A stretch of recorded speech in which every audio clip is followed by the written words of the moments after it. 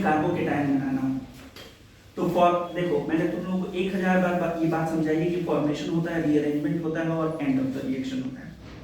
Carbocation बनाने के दो ही तरीके होते हैं, या तो डिपार्चर ऑफ लिविंग ग्रुप कर दो, लिविंग ग्रुप को भगा दो, जो भाग रहा है उसको भगा दो, और लिविंग ग्रुप भागता है तो शेयरिंग के इलेक्ट्रॉन को लेके भागता है, तो जिससे भागेगा उसका इलेक्ट्रॉन छीन के भागेगा तो वहां पे पॉजिटिव चार्ज बन जाएगा।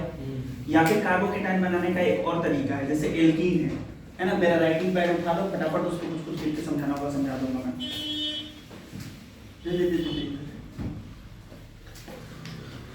कलम वलम दो मुझे, कुछ कलम दिखा ये गिफ्ट वाला है ना बेटे, देखो बेटा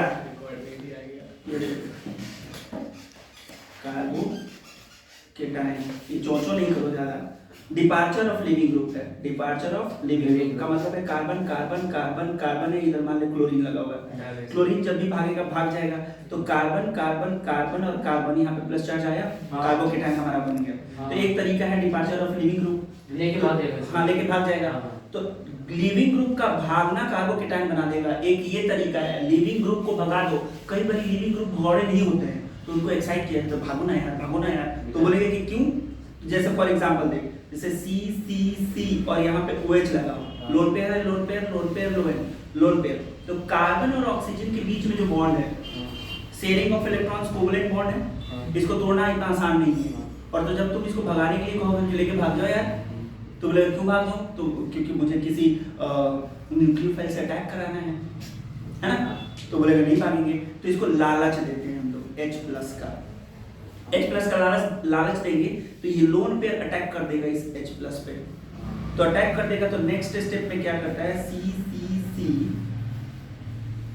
OH2+ बना देगा। अब बोलेगा अब सर मैं भाग सकता हूँ, क्यों, क्योंकि भागेगा तो एक स्टेबल कंपाउंड बनाएगा, ये भाग गया H2O बन के खुश और लेके भागा, अब कार्बोकेटायन। तो देखो डिपार्चर ऑफ लिविंग ग्रुप फ्यूजिसिटी कहते हैं, मतलब कितना अच्छा लिविंग ग्रुप है, कितनी अच्छी फ्यूजिसिटी कर तो दोनों सकते हैं सर।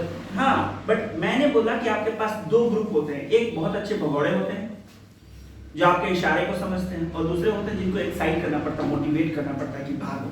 उनमें से ये ग्रुप है जिनको खुश करने के लिए H+ को डालना पड़ता है, तब भागने के लिए तैयार होते हैं, और बिना कुछ कहे हैलोजन नहीं तो खुद भगौड़े हैं, तो खूब पोलराइज करते हैं। आप नहीं भी कहते तो धीरे धीरे ये चांस से मिलकर तो भाग जाते हैं, HCl बना देते हैं। तो ये दो तरीके हैं। तो एक तरीका तो ये हो गया कार्बोकेटायन बनाने का, दूसरा तरीका ये है कि जैसे आपके मार्केट में आपके पास एल्कीन है, क्या है एल्कीन, अगर एल्कीन में अगर आपने कहीं से भी H+ दे दिया तो ये बॉन्ड के जो इलेक्ट्रॉन है, ये एक इलेक्ट्रॉन टूट के इस H को मिल जाएगा। तो हो गया क्या इससे कि इस कार्बन के पास एक इलेक्ट्रॉन का लॉस हो गया है ना, तो CH2+ हो जाएगा, ये सिंगल बॉन्ड, और ये वाला इलेक्ट्रॉन इस वाले इलेक्ट्रॉन से कंबाइन होकर ये नया मार्केट में एक H आ जाएगा, कार्बोकेटायन बन गया। इस मेथड को बोलते हैं पाई प्लस H। बात समझ पा रहे हो? नहीं करिए, एल्कीन को प्रोटोनेट करके आप कार्बोकेटायन बना सकते हैं। हमारा टॉपिक ये है कि how you are gonna make carbocation. So there are basically two types, one type is by the help of departure of living group, and living group should have very good physicity. If it is not, then you should make some changes in such a way that it is ready to move and take out the electron from the carbon and move, है ना। और departure of leaving group पहला और pi plus H। अब departure of leaving group की क्या कहानी है, लिविंग ग्रुप्स वो आयन होते हैं या मॉलिक्यूल्स हो सकते हैं जो डिपार्ट कर जाते हैं स्ट्रक्चर ऑफ कंपाउंड से with pair of electrons, pair of electrons को लेके भाग जाते हैं। दूसरा, good living groups conjugate ions होते हैं स्ट्रॉन्ग एसिड के, स्ट्रॉन्ग एसिड के कॉन्जुगेट आयंस हैं, कॉन्जुगेट एसिड के। देखो ये बोल रहा है कि गुड लिविंग ग्रुप्स जो होते हैं वो कॉन्जुगेट आयंस होते हैं। मैंने तुम लोगों को एक बार बताया था ना, H3O+, H2O, OH-, O2-, फिर तुम conjugate acid, conjugate base, conjugate acid, conjugate base तुम लोग सीखे थे, याद है कुछ कहानी है।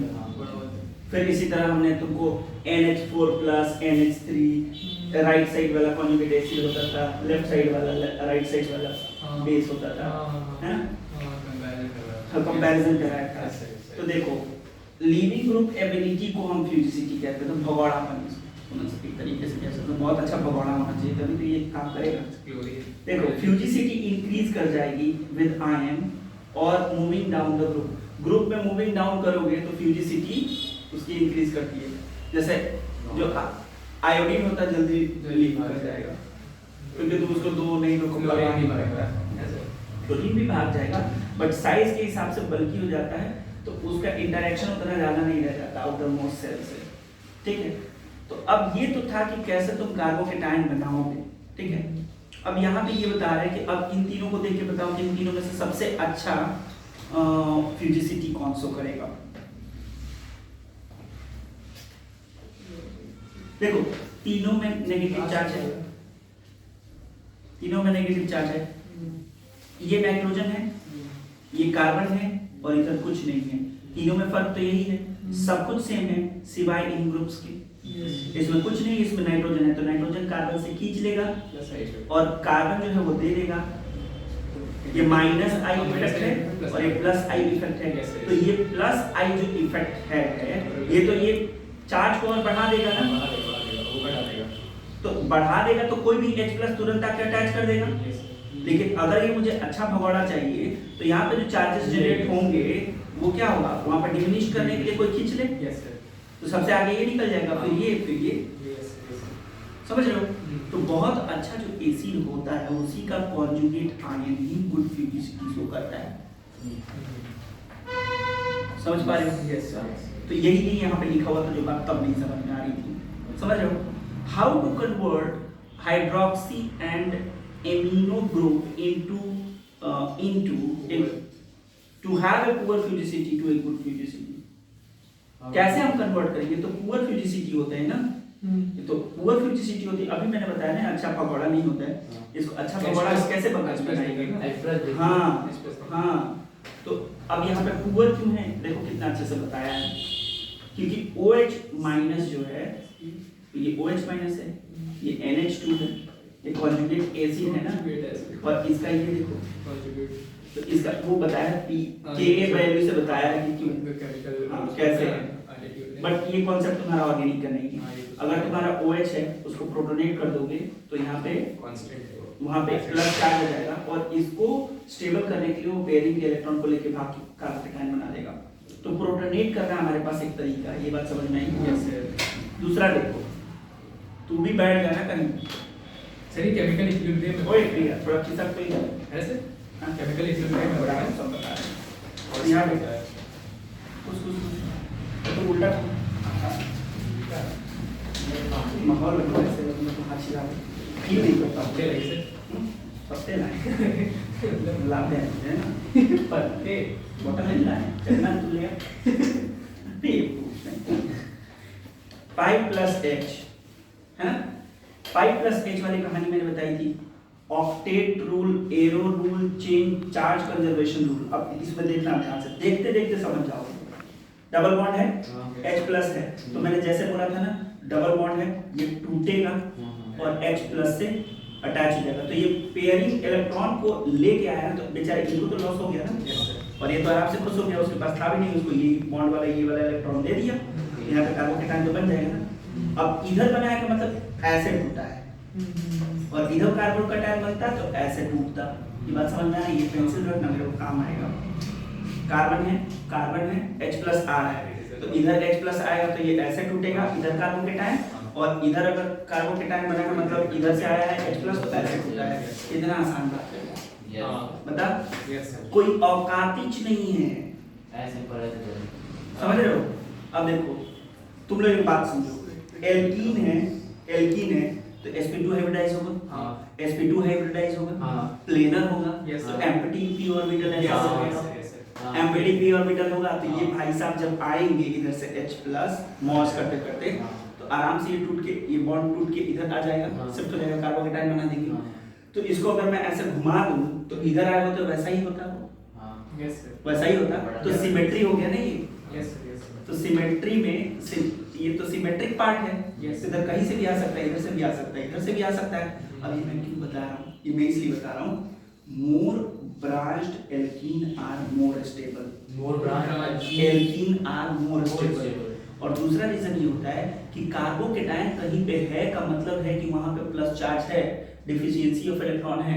तो अगर इंडक्टिव इफेक्ट से जहां पे भी उसके चार्ज को कोई कम करा रहा होता है उतना ज्यादा स्टेबल कार्बोकेटायन वो कहा जाता है। Minus I effect. अब जैसे कि मतलब ये है कि अगर यहाँ पे कोई कार्बोकेटायन 1 डिग्री है, कार्बन है, हाइड्रोजन है, हाइड्रोजन है, हाइड्रोजन है, ये कार्बोकेटायन है, तो ये लेस स्टेबल होगा। और यहाँ पे कार्बन, यहाँ पे हाइड्रोजन है, हाइड्रोजन है, हाइड्रोजन है, ये हाइड्रोजन है, हाइड्रोजन है, और यहाँ पे कार्बोकेटायन है। ये तो कुछ इलेक्ट्रॉन इसको दे दिया ना, कुछ तो डिमिनिश्ड हो गया। यस सर, प्लस आई। और वही अगर चारों तरफ कार्बन कार्बन कार्बन होते हैं और यहाँ पे प्लस होता है सबसे ज्यादा स्टेबल हो, तो 3 degree carbocation are more stable than 2 degree than 1 degree. Reason यही है कि चार्जेस हमेशा अनकंफर्टेबल करते हैं। ओके। और चार्जेस को न्यूट्रलाइज करना ही हमारा काम। तो चार्जेस को न्यूट्रलाइज करने के ये सब तरीके हैं कि आप 2 डिग्री से इंडक्टिव इफेक्ट कर रहे हैं, मतलब प्लस आई मतलब अनसिमेट्रिकल में यही है कि सेम टाइप का प्रोडक्ट नहीं बनेगा ना मेरे लल्ले। दो कार्बन की तरफ सेम होना चाहिए ना हाइड्रोजन। अब देखो, अब तुम मेरी बात समझोगे। अगर ऐसे टूटे, अब ये है यहाँ पे हाइड्रोजन हाइड्रोजन है और यहाँ पे मेथिल है और हाइड्रोजन है, तो अगर ये टूटेगा ऐसे, ठीक है, तो इधर 3 हाइड्रोजन होंगे ना, तो नाम क्या होगा? CH3 CH3 और ये CH3। समझ पा रहे हो? लेकिन अगर ये ऐसे टूटता है CH2 तो यहाँ पे क्या होता है? यहाँ पे कार्बोकेटायन बनता है और यहाँ वाला कार्बोकेटायन बहुत ज्यादा अनस्टेबल होता है। ये बात समझो, कार्बोकेटायन एल्कीन पे सबसे ज्यादा अनस्टेबल होता है, सबसे ज्यादा, एल्कीन पे अनस्टेबल बोलते हैं सबसे ज्यादा। ठीक। यस। तो अब देखो, अब ये क्यों ऐसा बताया जाता है? क्योंकि अगर ये भाई साहब इधर आएंगे तो यहाँ कार्बोकेटायन, अगर यहाँ इसके साथ अटैच होंगे तो यहाँ पे कार्बोकेटायन पैदा करेंगे, है ना? अगर इसके साथ अटैच हो जाएंगे तो यहाँ पे कार्बोकेटायन पैदा करेंगे, अगर इसके साथ अटैच हो जाएंगे तो यहाँ पे कार्बोकेटायन पैदा करेंगे। तो 2 प्रोडक्ट बना दिया ना इन्होंने भाई साहब ने। Yes sir. तो ये वाला कार्बोकेटायन मोर स्टेबल होगा ना, क्योंकि इंडक्टिव इफेक्ट हो रहा है, हम इसको चार्ज को न्यूट्रलाइज कर रहे हैं और यहाँ पे तो एक ही दे रहे हैं। हाँ, तो एक ही कंपाउंड के पास डबल बॉन्ड है और प्रोटॉन जो आएगा तो उसको सेलेक्ट करेगा कि जहाँ पे वो ज्यादा स्टेबल, इसलिए ये वाला मेजर प्रोडक्ट बनेगा। अब इसके बाद OH कंबाइन होगा तो ये माइनर प्रोडक्ट और ये मेजर प्रोडक्ट। रीजन क्या है? Stability of carbocation. ना नहीं समझे? Yes sir. तो मैकेनिज्म जब समझाते हो तो यही बताओगे कि जब इनिशिएशन, प्रोपगेशन, टर्मिनेशन, पहला इनिशिएशन का ही कार्बोकेटायन का लेवल है, या तो तुम कार्बोकेटायन बनाए हो, नहीं तो तुम कार्बोएनायन बनाए हो, नहीं तो तुम फ्री रेडिकल मैकेनिज्म की हो, ये सब किए होंगे तुम। इनिशिएशन में तो तुम तोड़ फोड़ ही करते हो ना, और बचे हुए तोड़ फोड़ पार्ट को तुम रीअरेंज करते हो, दूसरा काम है तुम्हारा। और तीसरा काम है कोई न्यूक्लियोफाइल या इलेक्ट्रोफाइल लाए और टर्मिनेट करा दिया और खेल खत्म।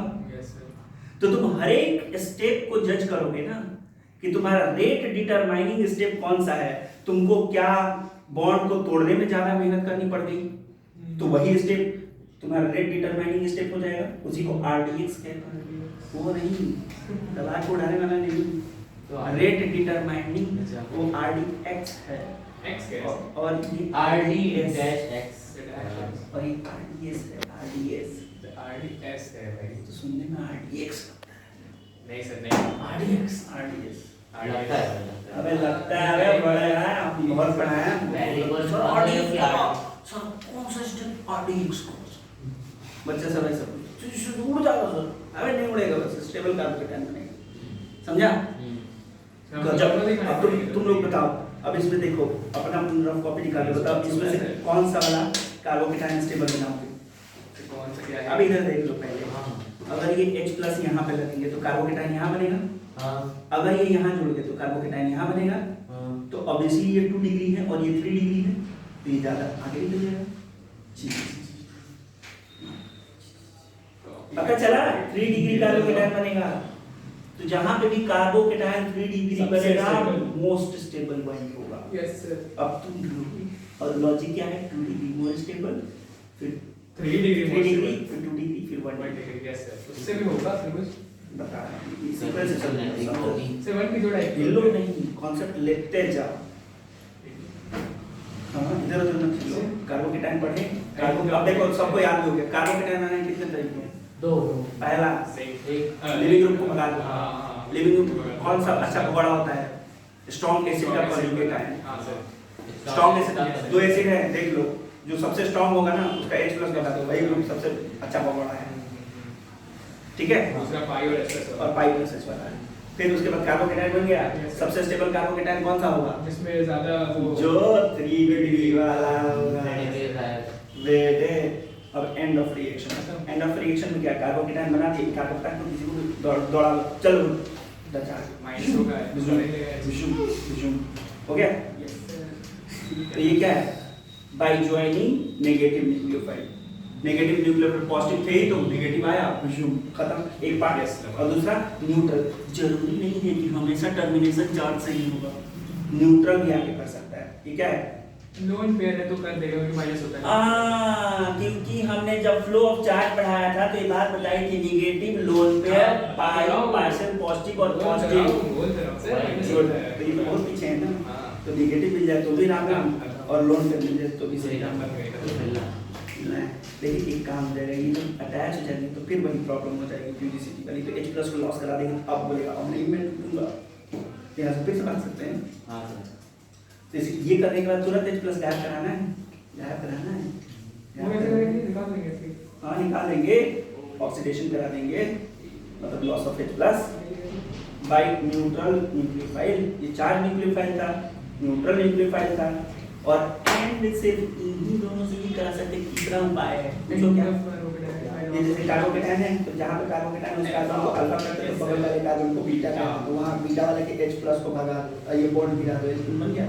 इस तरह से कार्बोकेटाइन बनाए थे तुम। तो ये तो उल्टा इसी तरीके से टर्मिनेट भी कर सकते हो ना बेटा। तो बताओ कि कार्बोकेटाइन बनाने के 2 तरीके और टर्मिनेट करने के भी 2-3 तरीके हैं। तो एक तो वही है, हाँ और एक में हाँ, end of carbocation by loss of beta hydrogen. समझ रहे हो? जैसे ये वाला है तो यहाँ से करेगा तो ये प्रोडक्ट बनेगा, इधर से करेगा तो दूसरा प्रोडक्ट बनेगा। लेकिन जब साइक्लो है तो कहीं से भी सेम लिखेगा, तो कहीं कहीं ये भी पूछा जाता है।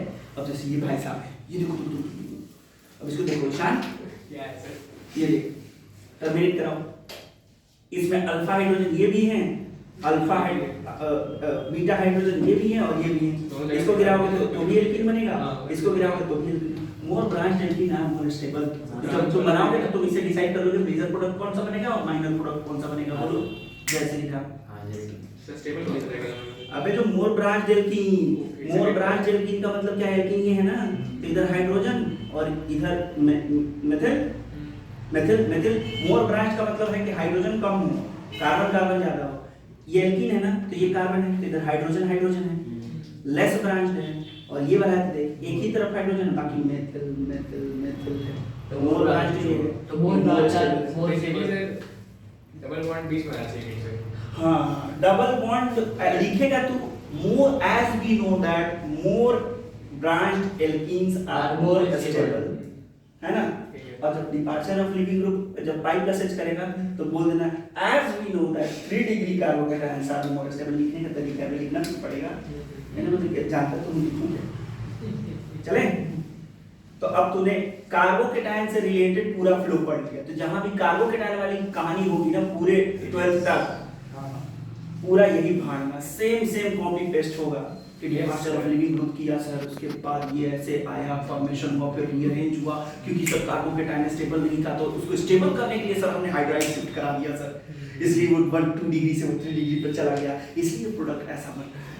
आपका फेवरेट सब्जेक्ट सेम केमिस्ट्री था क्या? नहीं ऑर्गेनिक क्लास आप कहते थे पढ़ो सर बर्बादी के पीछे यही था।